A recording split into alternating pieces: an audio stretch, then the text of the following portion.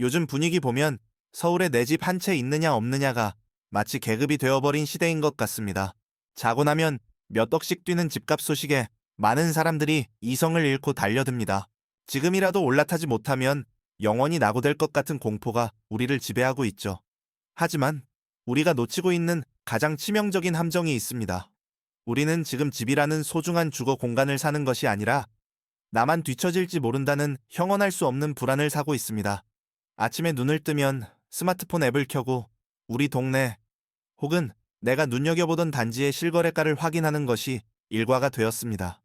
어제보다 몇 천만 원이 올랐다는 빨간 숫자를 볼 때마다 심장이 조여오고 손에 식은땀이 흐릅니다. 직장 동료들이 점심시간에 모여 부동산 이야기를 나누며 누군가는 자산이 몇 억 불었다는 무용담을 늘어놓을 때 우리는 겉으로 웃지만 속으로는 타들어가는 갈증을 느낍니다. 그동안 성실하게 매달 적금을 붓고 불필요한 지출을 줄여가며 모은 예금이 단 하룻밤 사이에 휴지 조각처럼 느껴지는 그 무력감은 사람을 미치게 만듭니다. 나만 낙오된 기분, 나만 벼락거지가 된 것 같은 이 박탈감은 결국 우리의 이성을 마비시키고 맙니다. 이런 상승장이 길어질수록 조마조마해지던 마음은 결국 에라 모르겠다는 심정의 극단적인 선택으로 이어집니다. 강남 3구, 용산, 마성광 같은 핵심지는 이미 쳐다볼 수조차 없는 가격이 되어버렸습니다. 우리는 결국 고개를 저 멀리 돌립니다. 서울에서도 입지와 선호도가 상대적으로 많이 떨어지는 지역의 세대수가 적은 낡은 구축 아파트를 찾아냅니다. 녹물이 나오고 주차난이 심각하며 주변 인프라도 부족합니다. 그러나 서울의 집이라는 이름표가 붙었다는 이유만으로 우리는 안도감을 느낍니다. 마침 가격대도 영끌을 해서 다 긁어 모으면 겨우 살 수 있는 정도이기도 합니다. 결국 영혼까지 끌어모아 그 낡은 아파트 한 채를 잡습니다. 이것이 내 인생을 구원해줄 마지막 동아줄이며 이번 열차를 놓치면 다음 기회는 영영 없을 것이라 스스로를 다독이면서 말이죠. 하지만 그 도장을 찍는 순간 우리가 상상했던 평온한 일상의 주인이라는 자격은 신기루처럼 사라집니다. 남들은 집 사서 대단하다고, 드디어 안정권에 접어들었다고 덕담을 건네지만 그 말은 공허한 메아리가 될 뿐입니다. 그 뒤에 가려진 삶의 질은 상상 이상으로 처참해지기 때문입니다. 우리는 지금 자본주의가 설계한 가장 화려하고 정교한 덫으로 우리 발로 직접 걸어 들어가고 있는지도 모릅니다. 현재 서울의 가구 소득 대비 주택가격 비율을 냉정하게 살펴보겠습니다. 서울의 주택가격 비율은 이미 우리 세대가 벌어들이는 소득 수준을 아득히 초월했습니다.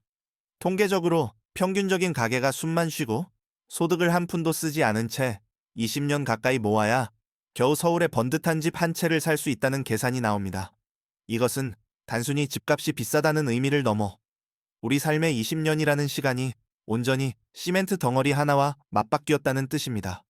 데이터는 지금의 서울 집값이 우리의 실제 구매력이나 경제적 기초체력을 훨씬 초과했음을 분명히 경고하고 있습니다.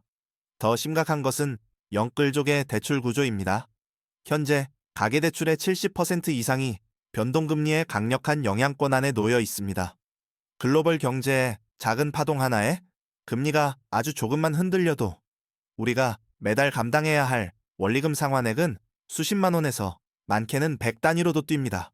우리가 1년 내내 상사 눈치를 보며 노력해서 받은 연봉 인상분보다 한 달 사이에 뛰는 대출 이자 상승분이 더 큰 것이 지금의 서글픈 현실입니다. 실제로 최근 서울 아파트 거래의 절반 이상이 30대 이하의 매수라는 통계는 우리 사회에 매우 위험한 신호를 보냅니다. 가장 창의적이고 역동적으로 미래를 위해 저축하고 투자해야 할 청년 세대의 가용 자원이 낡은 아파트 한 채에 원금과 이자를 갚는데 완전히 묶여버렸기 때문입니다. 이는 개인의 자산 포트폴리오를 극단적으로 위험하게 만들 뿐만 아니라 삶의 불확실성에 대응할 수 있는 유연성을 송두리째 앗아갑니다. 분명 지금 우리가 목격하는 이 뜨거운 열광은 시장의 가치보다는 어느 정도 공포와 군중 심리가 만들어낸 거품일 수도 있다는 사실을 우리는 직시해야 합니다. 숫자는 감정에 휘둘리지 않습니다. 우리는 지금 너무나 큰 대가를 치르며 막연한 불안을 잠재우려 하고 있습니다. 눈이 돌아갈 정도로 치솟는 시장의 광기 속에서 내 중심을 잡으려면 감정이 아닌 냉정한 계산기를 두드려야 합니다. 가장 먼저 내가 감당 가능한 고통의 임계점을 명확히 수치화해 보십시오. 부동산 시장은 언제나 우상향만 하지 않습니다. 만약 집값 하락기가 찾아오고 대출 금리가 7%까지 치솟아도 지금의 생활 수준을 유지할 수 있습니까?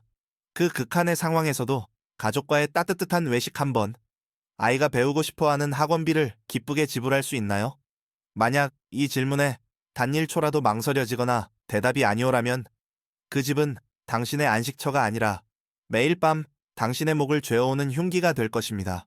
지금처럼 시장이 과열되어 모두가 조급해할 때는 오히려 현금을 보유하며 스스로의 체력을 기르는 것이 가장 강력한 전략입니다. 모두가 지금이라도 올라타야 한다고 외치며 절벽을 향해 달릴 때 나의 자금 동원 능력과 현금 흐름을 객관적으로 돌아볼 줄 아는 용기가 진짜 부자로 가는 지름길입니다.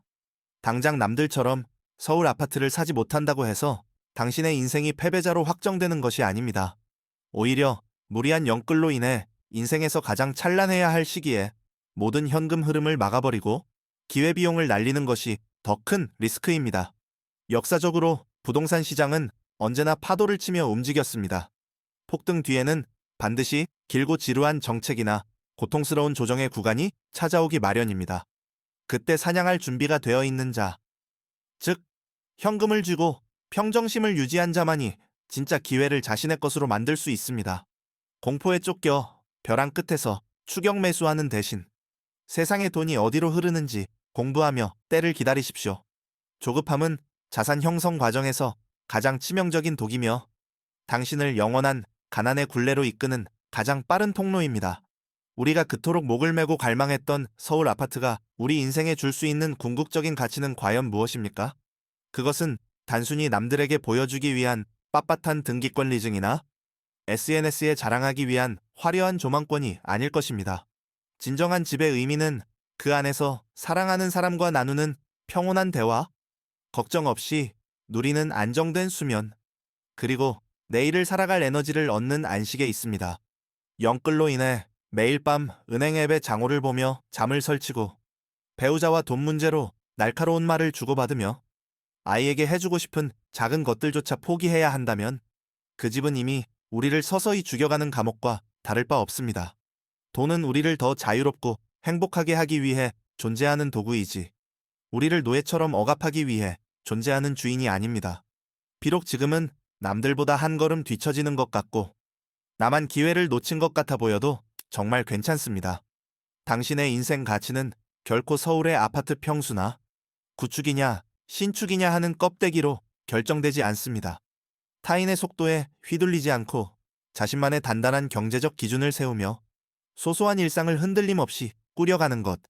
그것이 자본주의라는 거대한 정글에서 우리가 끝까지 살아남고 최후에 승리하는 유일한 방법입니다. 광기가 휩쓸고 지나간 자리에는 반드시 차갑고 냉혹한 현실의 정산 시간이 찾아옵니다. 그때 진정으로 웃을 수 있는 사람은 군중을 따라 맹목적으로 달린 사람이 아니라 자기 페이스를 지키며 때를 기다린 사람입니다. 우리는 당신이 그 외롭고 힘든 길에서 길을 잃지 않도록 가장 객관적이고 믿음직한 이정표가 되어드리겠습니다. 당신의 삶은 그 어떤 고가의 아파트 한 채보다 훨씬 더 소중하고 귀하며 그 자체로 이미 충분히 빛나고 있다는 사실을 잊지 마십시오.